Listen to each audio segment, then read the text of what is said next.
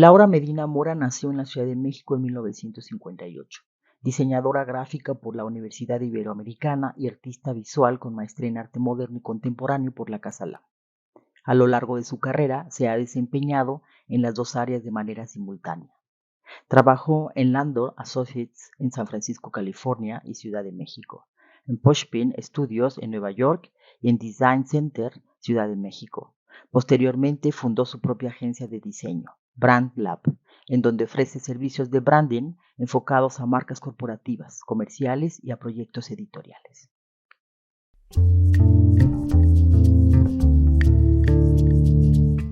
Pues mira, en la casa familiar, en la casa de mis papás, había una gran biblioteca. Mis papás, los dos eran ávidos lectores.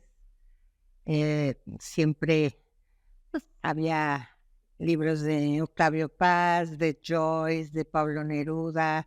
Y bueno, nosotros 4 hijas, tenemos toda la colección del Tesoro de la Juventud, más bien todo el Tesoro de la Juventud, que era una maravilla. También de Julio Verne. Y bueno, coleccionaban el National Geographic toda la vida. Había otra revista de arte con el Sans que siempre la coleccionaban también. Y mi abuelo, que era fotógrafo aficionado, aunque él era ingeniero, era un ávido lector también y coleccionaba libros y revistas como La Ilustración Francesa. Esta, bueno, me tocó a mí, gracias a Dios, ahí la tengo. Y libros y muchos libros de la época. Entonces, el contacto con los libros siempre ha sido parte importantísima. Y mi casa se cae de libros, igual que mi oficina. Y en fin, para mí es un gran, gran tesoro.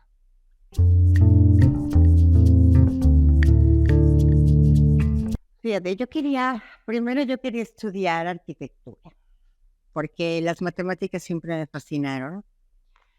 Y entonces dije, bueno, y me gustaba siempre el arte, el dibujo y tal. Entonces yo dije, pues arquitectura es como para mí. Y mi madre, que en ese entonces le hacíamos caso a las mamás, me dijo, ok, como yo, arquitecta, que ningún albañil me iba a hacer caso, que mejor estudiara eso de los dibujitos, como una de mis hermanas, la que me sigue, Mónica, que es diseñadora también. Entonces, así las cosas.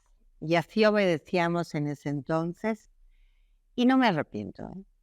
No me arrepiento a lo más mínimo. La arquitectura me sigue fascinando. Tiene toda una filosofía y hay muchísima investigación, mucho más investigación que en el área de diseño. Pero no me arrepiento. El diseño para mí ha sido mi vida. Y bueno, pues por eso lo escogí. Y es una vocación, o sea, sin duda. Y como dice Franz Teuscher, es una vocación de 24 horas al día. O sea, eres diseñador 24 horas al día, no es de que de repente no. Entonces te tiene que gustar.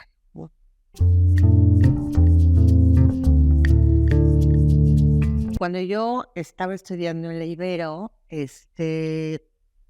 logré conseguir un programa de training en el Landor Associates, en Walter Landor se llamaba en ese entonces, en San Francisco.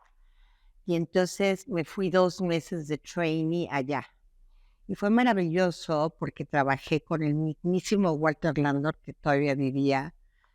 Era un tipazazo, era súper, súper charming, y era un gran visionario. Él es como el verdadero precursor de lo que es el branding y las marcas en el mundo, yo creo. Supo hacer ese negocio muy, muy bien. Entonces, bueno, para mí fueron 2 meses maravillosos. Eso fue, y luego terminé la carrera y ya me metí aquí en Landor, México, me contrataron y fue mi primera experiencia como parte de un despacho de diseño. Y estuve ahí como 1 año y cacho, y ya, muy, muy contenta. Y ya luego me fui, tenía yo la inquietud de irme a Nueva York. Yo decía, pues yo tengo que ir a Nueva York, a ver de qué se trata. Y no tenía con quién irme a trabajar. Pero mi papá era banquero en ese entonces y tenía muchos contactos en Estados Unidos, y me dijo, mira, yo te voy a conectar con este fulano que tiene una revista, a ver qué puede hacer por ti. Y mi intención era irme de trainee también, o sea, porque pues iba de ilegal prácticamente, ¿no? Entonces, pero dije, yo lo que quiero es aprender y vivir este mundo. Entonces me fui a Nueva York, toqué varias puertas y me dieron trabajo en Pushpin. En ese entonces se llamaba Pushpin Lubalin Pecolic, que Herb Lubalin acababa de morir, que era un gran tipógrafo conocido pues, por todos, ¿no? Y entonces tuve la oportunidad de trabajar en el libro de Herb Lubalin allá en Nueva York. Pero además todo era la antigüita, todo era con reglas de paralelas. Entonces yo hice el page stop de ese libro junto con otra chica. Entre las dos nos luchamos. Y era bien interesante porque nuestra jefa supervisora llegaba con nosotros y nos checaba con las reglas de paralelas, la tilde de una T con la otra, decía está bien, no está mal, le movía, le quitaba, y así aprendimos las letras, a conocer las letras desde ahí. Entonces, eso fue un aprendizaje maravilloso y muy orgullosa de haber contribuido con ese libro de un diseñador tan importante, ¿no? Y básicamente, bueno, también algo que marcó mucho en ese entonces, antes, fue un taller de caligrafía y tipografía que tomé en México con un islandés que se llamaba Brim, Gunnar Brim o algo así, bueno, el apellido le decíamos Brim, que me hizo amar la tipografía y me hizo conocer toda la estructura de las letras. Conoces la estructura de las letras, entonces las puedes modificar de alguna manera. Entonces, bueno, así fueron mis inicios. Ya después del trabajo en Pushpin, que pues no llegué a los 6 meses por aquello de la visa, ya me regresé a México. Pretendí quedarme, de hecho, Ed Benguiat, me quiso contratar, me recomendaron con él, lo conocí, me entrevisté con él, pero quería que firmara un contrato de 5 años y yo no era edad para quedarme en Estados Unidos, pero me halagó mucho que él me quisiera contratar, la verdad, como para hacer pura tipografía, dedicarme a las letras, ¿no? En ese sentido. Total, dije, no, mejor ya me regreso. Antes, pues, si no, ya tenía que tramitar la visa de trabajo allá después de 6 meses. Y acá me contrató Franz Teuscher en Design Center. Estuve ahí 6 años y pues ahí aprendí diseño multimodal. O sea, ya me sé hacer proyectos de identidad corporativa, proyectos de branding, proyectos de packaging, proyectos de reportes anuales, catálogos de productos, dirigir foto, hacer dirección de arte, dirección de supervisión de imprenta, etcétera. Esa fue mi verdadera escuela.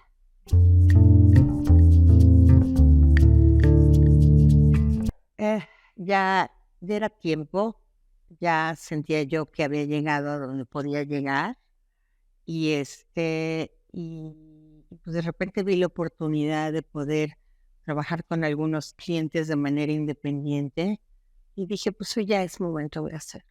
Así lo sentí y me regreso atrás y digo, hijo, qué valiente, porque la verdad me salí casi de mis papás a los 31 años y a los 31 años puse mi primera empresa que se llamaba Estudio Graphic, así se llamaba, ya luego le cambié el nombre.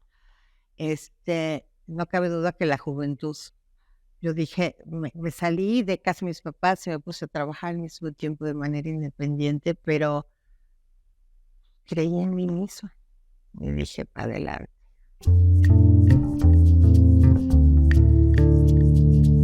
Hay varios, pero algunos de los más relevantes, pues sin duda fue Aeroméxico y me encanta porque todavía sigue, existe. Este proyecto lo hice cuando salí de Design Center, me llamó Eduardo Calderón, se le había ido en ese momento su mano derecha creativa y me dijo que sí lo apoyaba. Dije que sí, con mucho gusto, y entonces ese proyecto lo hicimos en conjunto, y fue un proyecto muy vasto, y en donde, bueno, obviamente se trabajó pues desde cosas muy conservadoras hasta propuestas mucho más avanzadas o más vanguardistas de alguna manera. Bueno, el diseño que se eligió pues es el que está, salvo, bueno, luego le añadieron una pequeña como una línea como ondulada, eso no lo hice yo lo había propuesto con una línea roja muy sencillita, pues la tipografía sigue igual, esa yo la tracé, y ahí el tema es que era el reto del acento de México y versales y versalitos. Entonces, por eso lo hicimos de esta manera para tratar de, pues no queríamos acentos, ¿no? Entonces dijimos, bueno, creo que a nivel lingüístico está bien, está correcto y por eso lo dejamos. Mm, Me gusta que funciona en tamaños muy pequeños, funciona bien, se lee bien. En fin, ahí sigue. Siempre hay que darles una refrescada, como en todo. Yo creo que ya le está tocando, ya le toca, pero bueno, pues ya verán.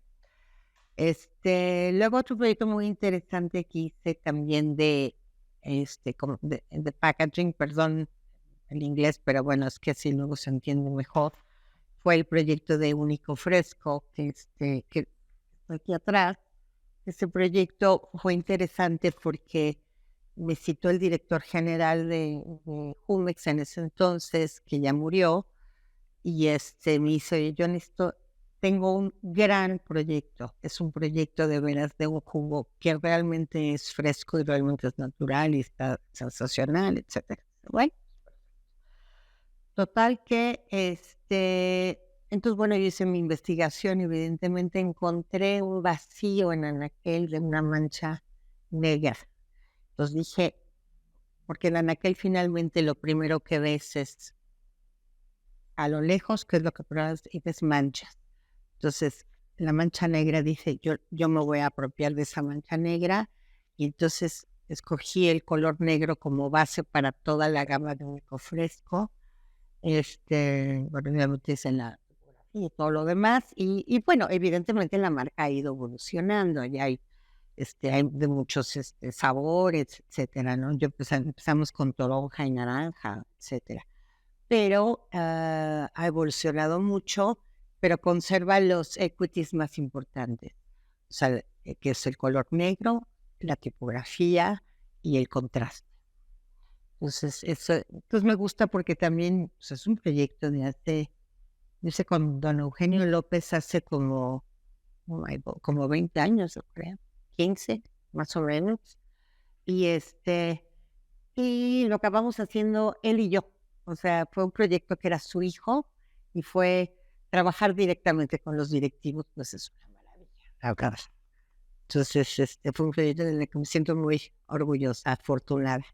Pues bueno, he hecho ya a nivel de proyectos, por ejemplo, editoriales, hice mucho informe anual, que que el informe anual ahorita pues ya no es obligatorio, pero en una época fue una cosa que nos peleábamos todos los diseñadores por hacerlos, porque es oír la voz, más bien plasmar la voz de los directivos en una pieza editorial.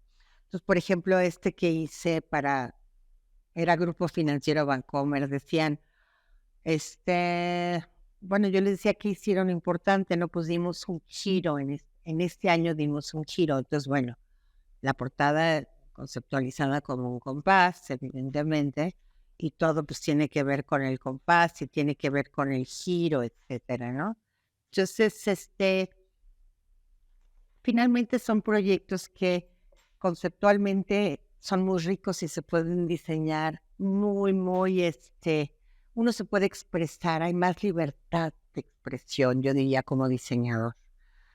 Entonces, reportes anuales hice muchos y luego, tuve la cuenta de Tane de sus catálogos durante como 8 años y les hice 1000 catálogos. Aquí tengo algunas muestras. Fue también un trabajo maravilloso. Este fue Pedro Leites, que en ese entonces todavía no vendía Tanes, se lo vendió al grupo de Bayeres. Decía, yo ahora quiero este año un catálogo enorme. Entonces, bueno, es un catálogo enorme.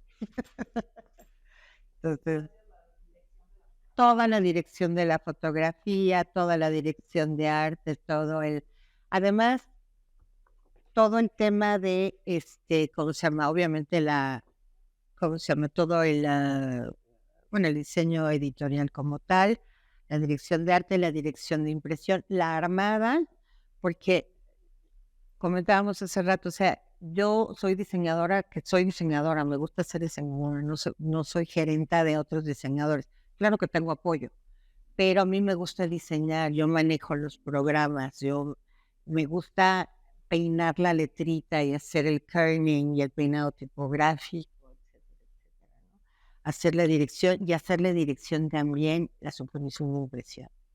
Para mí, un proyecto sale también como tu prensista está de humor.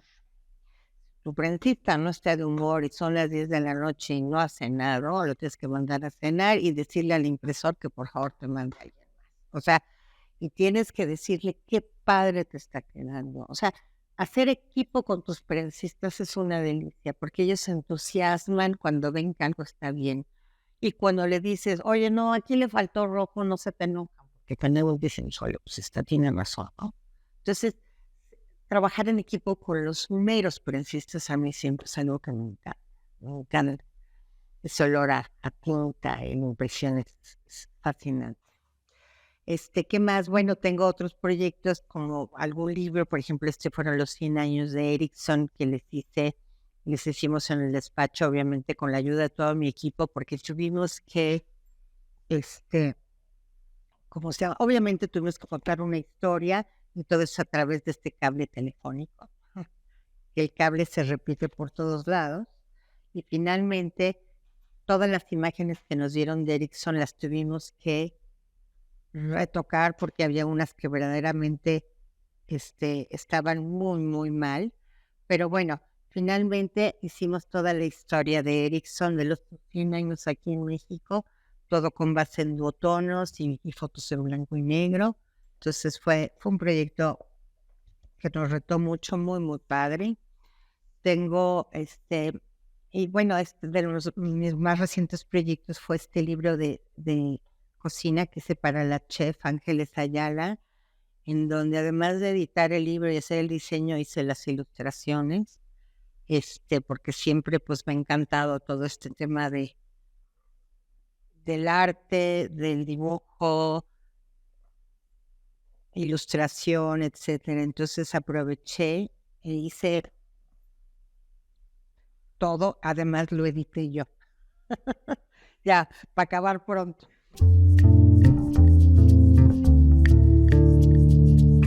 Pues mira, realmente sí se complementan, porque, o sea, como artista es como muy libre, muy, muy libre. Haces, pues, casi lo que se te pega la gana y bueno, pues a ver si lo venden, pero por ahí va el asunto. Pero, y como diseñadora sí tienes toda una estructura porque finalmente tienes un cliente, tienes un público, ¿no?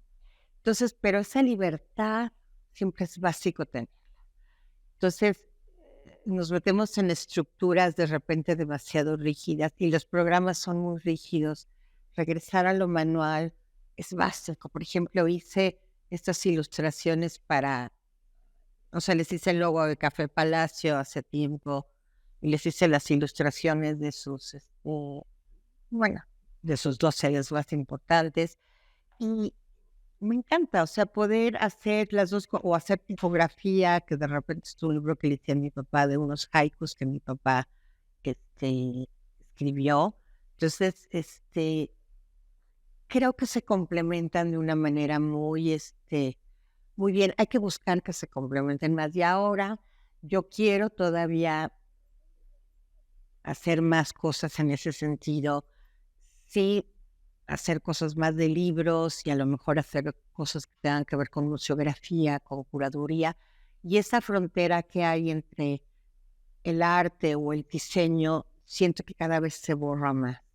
Entonces, creo que podemos aprovechar una cosa de la otra. Entonces creo que para mí no ha sido problema.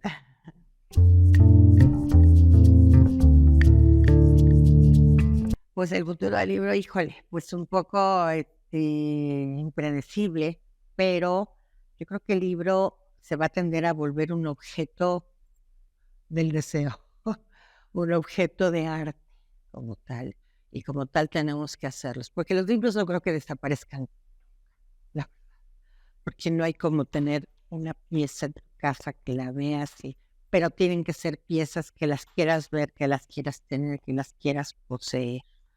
Entonces, yo creo que son objetos de valor que a lo mejor ya no va a ser para todo tipo de libros, pero van a seguir existiendo, a mi modo de ver. Empezando por mi papá. Mi papá banquero de toda la vida y financiero y demás, tuvo una enfermedad a los 70 años, tuvo un cáncer y le cambió su vida y descubrió su lado sensible y se puso a escribir. Se metió a diplomados de literatura y tal, y se puso a escribir haikus. Este es uno de los libros que le edité, ¿no? Y bueno, descubrió su parte de poeta. Entonces, una cosa maravillosa. Entonces, una gran inspiración. Mi madre, por otro lado, ella a su vez, a mí que no me dejó ser arquitecta, ella a su vez, su papá, ella quería ser pintora y mi abuelo le dijo, ay, no, ya con tu hermana mayor que quiso ser pintora y no le salió, ya, tú vete a coser y a aprender a ser ama de casa. Pero ella, siendo digna hija de mi abuelo fotógrafo aficionado, que pues ahorita estoy trabajando en un libro de sus fotografías, ¿cierto? Mi abuelo le enseñó mucho a ella a ver, a observar. Y creo que eso nos lo transmitió a sus 4 hijas. El aprender a ver, a observar. Mira qué bonito el amanecer, mira qué bonita la sombra, mira qué bien se ve esto aquí y allá. Entonces, esa es una gran inspiración de mi madre. Por supuesto, gente que me marcó, bueno, como lo dije hace rato, Walter Landor, cuando trabajé con él, Simon Schwartz, él es un ilustrador en Nueva York, en Pushpin, que me enseñó el lado lúdico del diseño. Él es un gran ilustrador. Franz también fue una gran escuela, un gran maestro. Y yo diría que en mi parte como más artística, Robin Bond. Tomé clases con Robin Bond, yo creo que toda mi vida. Y él me enseñó a sacar y conocer mi lado de niño, mi lado infantil, regresar a ¿qué dibujabas de niño? Suéltate, déjate ser, descubre ese lado, que luego la academia y las escuelas te lo van bloqueando. Entonces, me ayudó mucho a sacar esa parte como más libre. Y bueno, también como mencioné, el calígrafo Brim fue un gran maestro y la caligrafía es algo que modificó mi trazo para acabar pronto. No es que no damos para caligrafía, sino para todo lo que hago.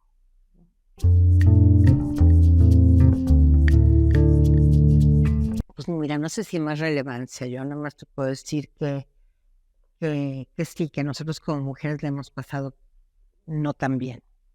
Empezando por sueldos, actividades iguales, ganas menos, y eso yo lo sabía, ¿no? Entonces tienes como menos oportunidades en ese sentido. Hay clientes que no quieren trabajar con mujeres. Puedo mencionar una vez hice un informe anual de Cemex y el cliente pensaba que iba a llegar Gonzalo Trasier a presentárselo y llegué yo, con la mala suerte que ese día me vestí con una faldita negra muy, muy coqueta de lino, con un saquito rosa fuchsia de lino, y llego a Monterrey y me ve la de recepción, me dice, vienes del corporativo. y dije, en la torre, la vi vestida igualita a mí.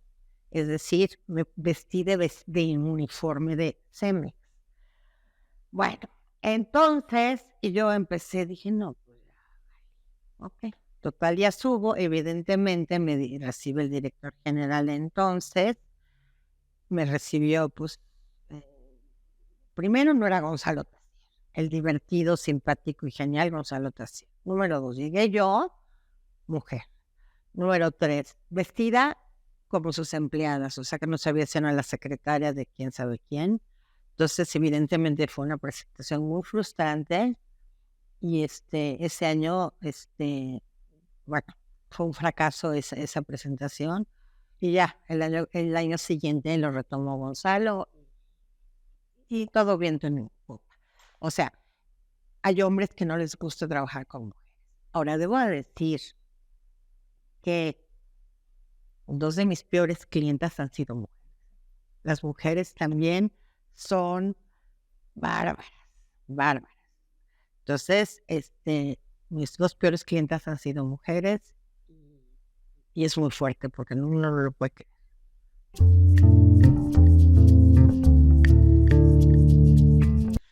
Bueno, pues primero que nada que obviamente, bueno, que estuve, que si la profesión le eligieron es porque les gusta, número 1. Número 2, que no se queden nada más con esa academia, que aprendan muchas otras cosas más.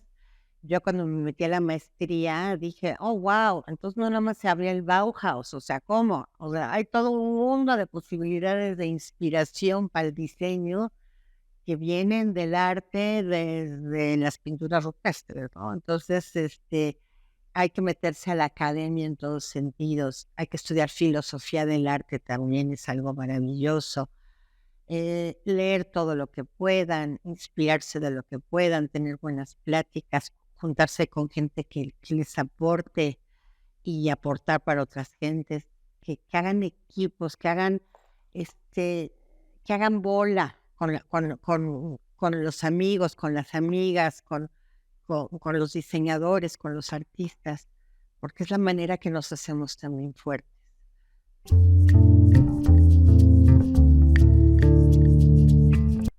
Ay, bueno, pues mira. No, pues todo, o sea, bien. Pues sí, yo el tema, por ejemplo, del machismo, jamás me enteré porque éramos 4 mujeres en mi casa, mi mamá, y mi papá siempre fue muy apoyador de nosotros. Mis 2 hermanas mayores son actuarias y las 2 siguientes son, bueno, diseñadoras y todas con maestrías y cosas. O sea, nunca, el tema del machismo y eso nunca fue tema hasta que empecé a trabajar, ya entendí, ¿no? Pero bueno, me encanta que somos sensibles, que creo que vemos cosas que no ven los hombres. Creo que, como dice mi marido, pues son como multimodales, porque dice, a ver, pero si tú estás trabajando en esto, ¿cómo te enteraste de que hablé con fulano y le dije tal cosa? Le dije, a ver, somos mujeres. O sea, estamos en todo, absorbemos todo, somos como esponjitas y de repente, pues por eso sí andamos medio loquitas. Pero yo muy feliz y yo invito a que las mujeres seamos mujeres, no seamos imitadoras de hombres ni nos vistamos como señores, no, somos mujeres y somos únicas y somos diferentes y este y pues y podemos hacer cosas diferentes.